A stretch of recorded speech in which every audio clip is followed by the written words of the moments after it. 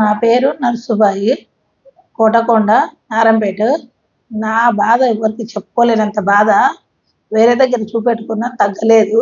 Vishnu sir దగ్గరికి వచ్చిన తర్వాతనే నాకు మంచిగా అయింది. 5 సంవత్సరాలు అయింది.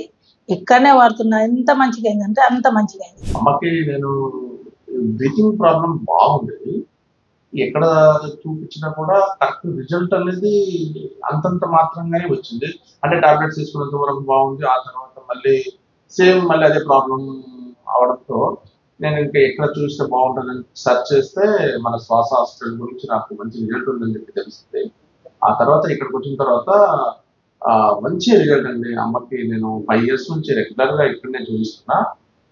లాస్ట్ టైం కూడా నేను ఒక 3 డేస్ కోసం ఇక్కడ అమ్మని న్యూమోనియా అటాక్ అయితే ఇక్కడ అడ్మిట్ కూడా చేయాల్సి వచ్చింది.